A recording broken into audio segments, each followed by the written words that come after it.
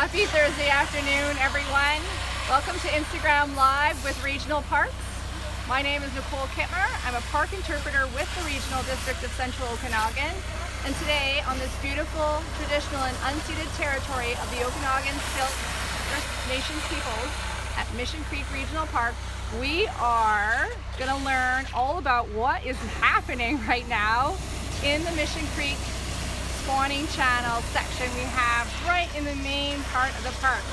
Very noisy right now, and there's a lot of mud going on, and we have two biologists in there, and it looks like they're power washing. So we're going to figure out exactly what's happening this mid-August. Hi guys. Hello. Hello. We have some viewers, and we always have people in the park wondering what is going on, because normally it's a no-go in this stream. Right, I mean, like, nobody's supposed to step a foot in there. Yes, and you're right in there. Yeah. And we're, of course, that's the timing when the Kokanee are in, and we're in the in-stream work window right now, which starts July 24th and goes till when the Kokanee show up, basically. But what we're here for, in a nutshell, is to increase the egg to fry survival rate. Okay. By removing all this sediment and fines and stuff out of the gravel. It does look a lot cleaner up there. You can see every stone above, and then here it's completely murky. So what are you using to do this? It's certainly not a vacuum. Well, this is a Ministry of Environment project, and they have a pump, and we hook up these fire hoses to it, and then we condense the water into these wands, so it penetrates into the gravel, and at times, you know, you can blast your partner's foot there, and he sinks into the gravel about 6 inches, right? Wow! So you're removing a lot of that stuff. That's incredible. Yeah, and the whole reason for removing it is because, as you probably know, when eggs are deposited in the gravel by the adult kokanee, while they're brooding over the winter, if they're not moving, like they're not whipping around in circles, but they're just slowly rotating, and if they don't have that ability to move, they fungus up, and that's what kills the eggs. And you lose most of your kokanee or rainbow trout or anything fish spawning, you lose it during that stage from egg to fry. I always thought it might have something to do with when the female is trying to build her redd or her nest for the eggs, that a caked down gravel would be much harder to move as well. Oh, absolutely. Their tails would be a lot worse off. But they're pretty resilient. They can, you know, once they find their spot, I mean, yeah, it's much nicer for them. Yeah. But we're not really doing it for the adults. We're doing it for when the eggs are in the gravel. Yeah. Because I guess in nature wouldn't provide a similar operation, so they've adapted regardless. Well, in nature, in unaltered nature, where it's not diked, a stream meanders. It has pools. It has ripples. When the spring freshet hits the runoff, it blats out everywhere and deposits all its gravel in the flood area, right? That's natural, and when you look over here at the main creek, that's not very natural anymore, right? No, I guess everything doesn't move the way it used to do. That's right. I mean, so we're manicuring this creek. Like it has all this special gravel. You know, I'll even grab a handful here. You see, it's just perfect for spawning. And then, of course, it has the settling pond up top that is designed to remove all this stuff that we're blasting out. So even with a settling pond, you can see how much stuff there is. And then what happens to all the stuff that you're blasting? Obviously, it's going to go downstream. Right. So then what happens? Good point. Because we get a lot of people asking that. Yeah, so we just moving the problem. You're doing good for one thing, and then but what happens is 15 years ago, the ministry decided that we can't blurt all this stuff back into Mission Creek, and we have a floodplain that we open at the beginning of every morning when we start this. And all this dirty water goes into the floodplain, which is on the other side of the dike. And it just kind of slowly seeps in, and then it'll go underground back into the main creek. Okay. But nowhere near as dirty as this, right? Nature will filter that. Yeah, exactly. To some degree. Yeah. That's a neat system. It is. It's well thought out. So this whole section is about 800 meters. Is that? Yeah, correct? 900, I say, but okay. yeah, I don't know. That's an old measurement from the 80s. So how long does it take you to clean from one end to the other? Oh my lord! I wish it took a couple days. But Too long. Oh dear. It's like mowing a lawn. I always tell people it's like mowing a lawn with a lawnmower that's 3 inches wide. Oh yes, right. And it's a big long mower. So this year was really bad. It was particularly bad. So this is day 12 for us. Normally it takes about 10. Okay. It doesn't seem like a lot more, but No, that's a lot of extra work. it's a bit hair pulling. I think Aiden would agree. You just feel like you're not getting anywhere, right? Well, even just watching right now, it seems like a very long slope with that. Although I'm sure at the beginning when it's 34 degrees out, Oh you yeah, get it's to nice. stand in water in the Absolutely. shade and play a little bit. But after a while, it looks the same. Well, I had to wear a jacket this morning. It was so Cool cool. enough, right? I'm not as tough as these young kids that come out. True, yeah. And then it's kind of like unrolling the carpet, a red carpet per se, because when the kokanee come up, they've changed color. So we are making sure that this is a lovely, inviting, come spawn in this section space for them. That's right. And I think, do we also trench a little bit of a path? I've seen the equipment in there to encourage them to come this way. Yeah, that's right. Yeah, we put a little rock wall along the kind of at the main creek there where the channel flows back in. Okay. And that's, like you said, it's just to encourage them because we don't want every kokanee coming up here because the genetic diversity of those ones that love to go way up to Gallagher's Canyon. Yes, right? You don't want to take that away because they're the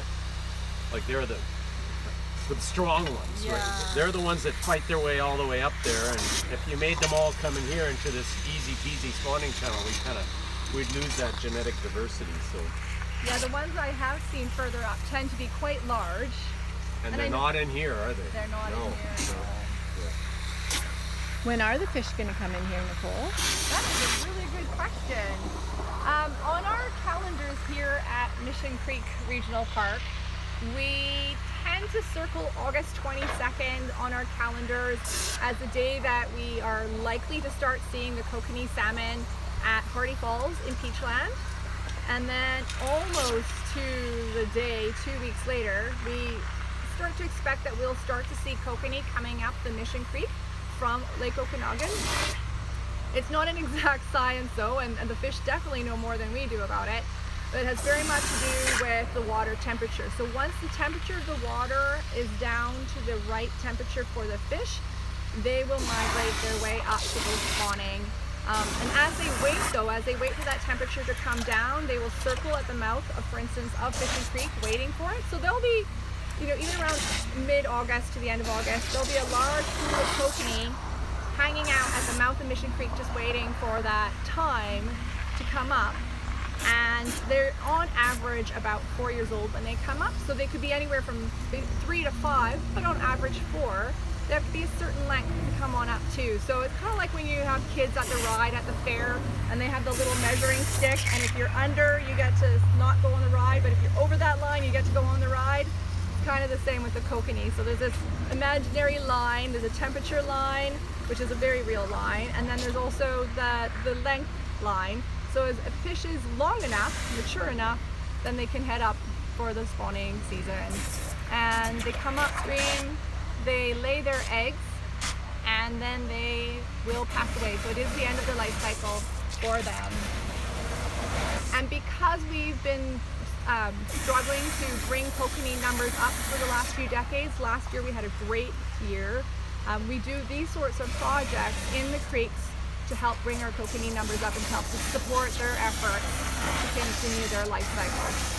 So it's a fascinating amount of work that goes on to make sure that these fish have the best chance they can to survive.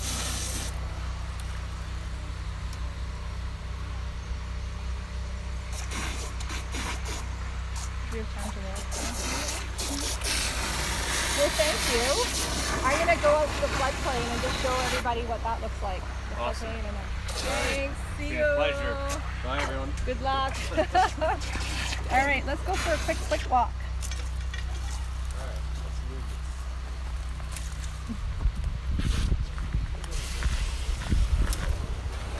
So behind the camera with me today is Risty, and Risty knows a lot about the Kokanee salmon as well, so she can jump in whenever she'd like.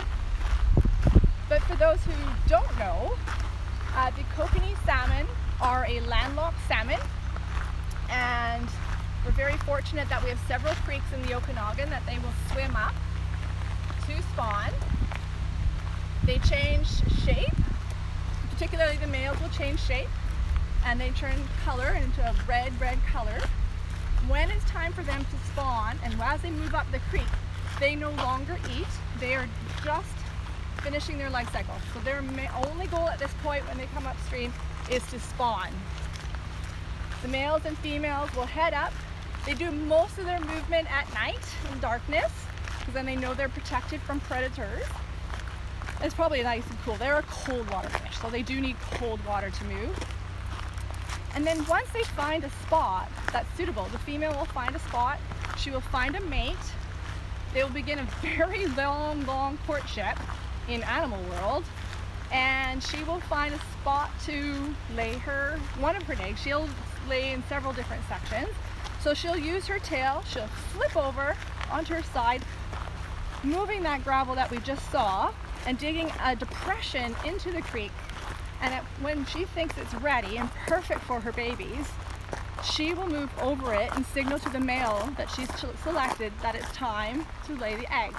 He will move in behind her, and as she deposits the eggs, he will come in right after and drop his sperm, which we call milt, on top.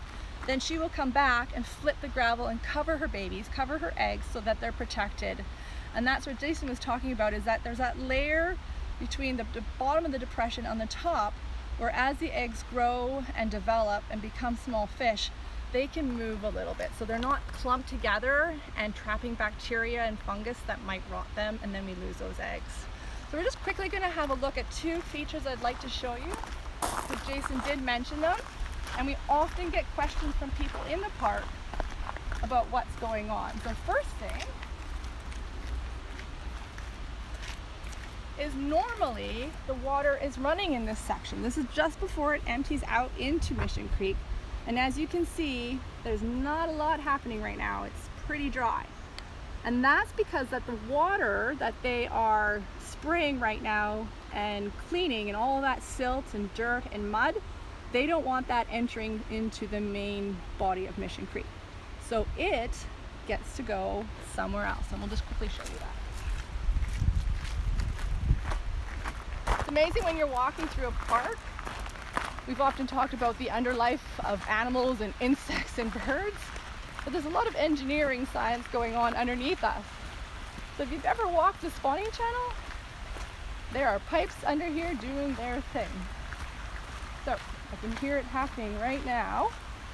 And next time you're here, this will all become really familiar for you.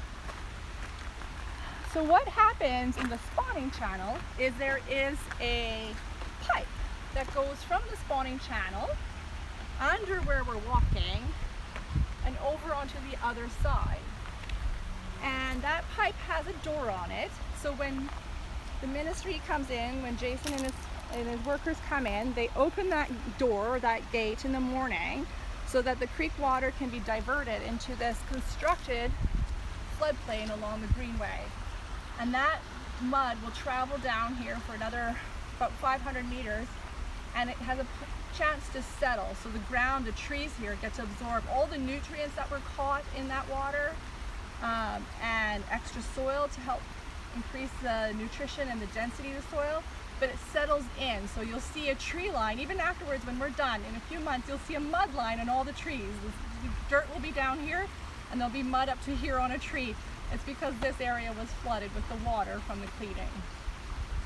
And that's why we have there, but it's only used for, you know, the 2-3 week period that we have to help support the fish by cleaning their gravel. And the red carpet. So often at times there will also be even a large old excavator in here doing some work, moving some large boulders, or humans like Jason who come in and basically put an arrow in the water to show the fish how or which way to go into the spawning channel. We suspect that they know the direction anyways because they go back to their creek of birth. So they use their primarily sense of smell to get back to where they were born. So the females and males do return to their creek where they were born and to the place that they were born. But if you've ever wondered why there's this weird thing going on in Mission Creek, this is the red carpet. So once this water is flowing again, many of the fish will enter through this little tiny trench. That's their red carpet, and head up into the spawning channel. The stronger fish, the one where we're hoping to increase diversity, will stay in the main body and go further up into the creek. So that's some of the science, some of the biology about what is happening in our regional parks. It's really fascinating, and it's a way for humans to help correct some of the mistakes we've done in the past and hopefully encourage diversity of, in this case, fish stocks in our creek system, which are an incredibly important cultural food source for our First Nation peoples, and of course of interest to all as well. So thank you very much for joining me. Thank you, Risty, for filming, and I hope this answers some of your questions that you may have had about the space at Mission Creek Regional Park in Kelowna, British Columbia. Thank you. Have a great rest of your afternoon.